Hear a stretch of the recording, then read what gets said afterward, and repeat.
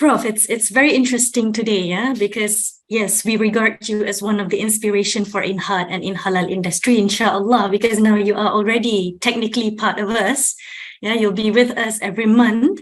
And so, Prof, today, when you speak about INHART, International Institute for Halal Research and Training, and we're talking about the qalb, Prof, the spiritual heart itself. So it's very interesting today. If I could recap the way you go with the flow of your lecture today, you started with description of the subject matter itself, meaning that start with the human, the doer. Yeah. And so we are supposed to be, inshallah, Homo Islamicus. And you defined few definitions until you go to your second slides, where you explained on the characteristics of a holistic human being. Then next, where you actually did share with us the levels of Iman. And here we got to know that the least level of Iman that should be there is Iman Ayan. Then you coupled it with the 7 levels of Nas, where you mentioned that we are supposed to have that Iman Ayan and to couple it with Nafs al-Mutmainnah. Yeah, and that level, that is what the consciousness that we're supposed to be built of that. So, and then in summary, you mentioned that for us humans, our status are actually mentioned by Iman and faith and Nafs. And if it's okay with you, Prof, I would really like to add a little bit about the spiritual heart. Is it okay, Prof, for me to share a little bit today? Yes, please. Because when we talk about, I think it is not right for us to say, you have to separate with the Tasawuf and with this, because all of it, without the Tasawuf, I think it wouldn't be complete. When we talk about the spiritual heart, when we said heart is the center of everything, it's not only the centers of emotions, it's the centers of feelings.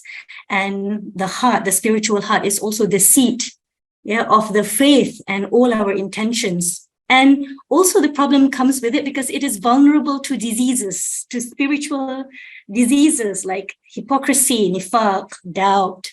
Yeah. And this is where eventually it needs the purification of the heart, the tazkiyatun nafs. So without this, I think all of this journey on being Homo Islamicus would be somehow, having a gap between that. So, it's very, very interesting transition for you to share with us today. So that is a little bit of my addition up to with whatever that Prof. Muhammad Shukri Saleh has presented. And now if there is any one of you who would like to ask questions to Prof, or if Prof himself would have any addition to that, Prof? No, I agree very much with you, inshallah. So I think you are right that we have to uphold our spiritual beings, and then definitely there are hindrances on that, and then we have to do the tazkiyah an-nafs and also mujahadatun nafs, inshallah, mujahadatun nafs. So we have to always fight our bad nafs, inshallah, our bad attributes, and for that there are ways that we can do.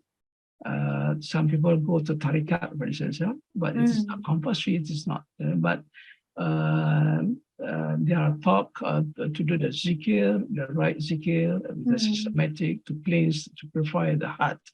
But it is not compulsory. The most important things in that is that you need to purify your heart, inshallah, so that these spiritual beings are clean. And then for that, you can choose whatever the way that you like. For instance, some people may probably do a lot of prayers. Some people probably do a lot of chronic reading. Fasting, And it's up to you. It's up to your likes. And also, it's to you to the one that which is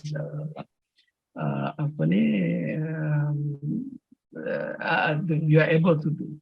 So, but the message of the Tasawwuf is that you need to cleanse yourself, inshallah, to purify yourself, inshallah. Right.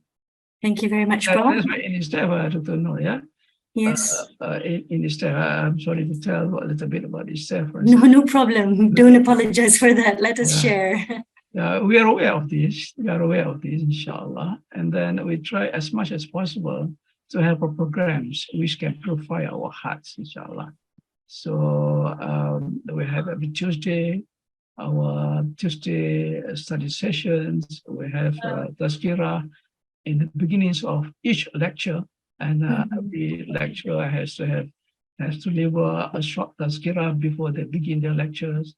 And, they have to they are trained during the Musafir, and there are a lot more programs which is done, so that inshallah we try to provide, and we can feel that, yeah, we are only trying our little bit of purifying ourselves, but then we can see the blessing of Allah subhanahu wa ta'ala. We can feel the helps of Allah subhanahu wa ta'ala, inshallah. So I'm sure that INHART also has done this, and inshallah, hopefully that we can go together to upgrade our iman and faith, inshallah, and our nafs, inshallah, and therefore we can really achieve the real Islamic-based development, the real halal-based development, inshallah. Thank you, Dr. Nur Yusnida. Most welcome, Prof. Muhammad Shukri Saleh. What is the, what are we heading for? What do we want to be? Where is our destination, for example? So everything starts from the purification of soul. Everything starts from ourselves, because we are the main actors, or so-called the players of industry, and we are also the consumer at the same time. It's us. The responsibility is always based upon us. Of course, as human, we have some glitch everywhere. Yeah, we can just anything can just happen to us. Our iman can just go up and down. But that is where we need some sort of support system. And our support system is definitely the one what we can't see, but we always felt his presence, Allah subhanahu wa ta'ala. We can always make prayer and sabr. We would always recite the Quran and ask for advice and guidance from people around us. Yeah. After that, making Allah as the sole and prior first help rather than other people. Well, to me, this topic is very enlightening, because so much so that we have so many discussions on ourselves, but the most difficult entity to tame, shall I say, is us. Homo Islamicus to be, this Homo sapiens, so-called, Homo Islamicus to be. Yeah, because we have aql, we have nafs, we are complete with all these things that Allah says you can think for yourself, but you have to have the correct guidance. Yeah, the heart, the qalb itself is actually the thinking matter. It's not only aql, it's the heart that helps you to think. And you always say that, I feel. So actually your heart is actually thinking to a certain aspect, yeah? So we really hope that in the future we can bring halal industry to really halal. I mean, when we say halal, how halal is halal industry, it all starts from the person himself. I remember, if I could share, Prof, in Pakistan, there is this one guy selling only beans, yeah? But what he does is, usually before he would weigh the beans and sell it, he would actually weigh the plastic, Prof, first. Then he would exclude the weight of the plastic and would weigh the exact weight of the beans itself to put into the plastic. And people says, why do you go through all this trouble to weigh even the single plastic? He says that no one will know this, no one will care about this, but Allah cares about this. I want to sell at a price that people, will eventually have the haq for it. And when I see that, subhanAllah, this is only tiny thing, Prof, which we can't see. But he has such consciousness to Allah, which to me is great. Allah Akbar. Yeah. May Allah give also that kind of consciousness and also the sensitivities as to what have been done by that Pakistani woman. Inshallah. Yeah. So many of us so far is quite gross in our actions. Yeah, we just consider, everything is okay, and we don't go into the minute detail of it. I came to know a person who renovate his house, but then the contractor take about half an inch of the land, which is the reserve, the road reserve. Yeah? Yeah. And then when he came to know about that, he asked the contractor to demolish the dinding, the wall, MashaAllah. and then move it to another one. And then the contractor was saying, no problem, it's half an inch, and then the Majlis Bandaran is not going to know about that. And if they know, they don't really take into account or don't take it seriously on that. But he was saying, no, it's okay with the people of this dunya, but Allah will ask me. Correct. Do I take half inch of the other's land? And moreover, it is a state land. I think it belongs to the people. So this is the thing. And one day, the contractor wants to borrow the pen from him. And then he said, oh, just wait. He asked his son to go into the house to take another pen. And the contractor was wondering, you have your pen in your pocket, but you ask your son to go and take the other pen in your house. Why don't you just give the one which is in your pocket?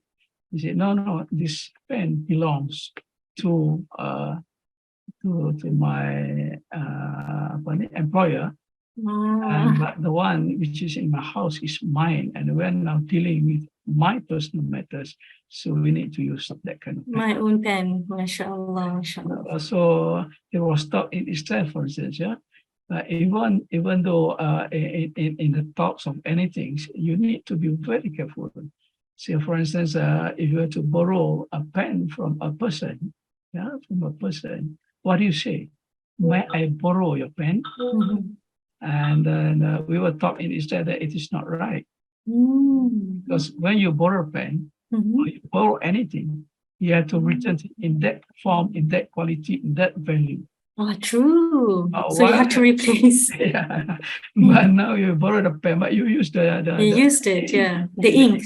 Yeah, it is already, the ink is already decreased. So how come you return the one, the pen which is already decreased in that form? So you need to see that, may I use the pen? May I use the pen? So in Islam, we were taught to that minute details of our actions and also our talk here. So I think we need to do that because we want to be the actors of Islamic-based development. And definitely in our case, we are academicians. Or the Muslim academician, which is supposed to be Islamic academician, inshallah. Therefore, we have to go into that particular details, so that inshallah we will become the real servants and vice for Allah subhanahu wa ta'ala, and therefore the real actors of Islamic-based development or the halal development, inshallah. I mean, this is also new to me, Prof. It is a knock on my head as well, because when we talk about halal, there is no 50% halal, 75% halal. It is only, 100% halal. Yeah. So there's no choice. So that's why you have to do the best with the best. And of course, when we sell halal products, when we produce halal products, that should be of the premium standard of product, not any more less than the premium ones. That's why I was keep on saying that we need to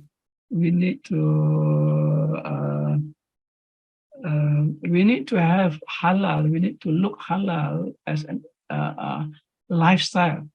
Meaning that in the way that we talk, the way we act, we need to be halal in that sense. So it's not really the products as food, or comestible or anything like that. But then everything, including our deeds, our behavior, inshallah, have to be halal, and therefore it emerges as a lifestyle. Inshallah.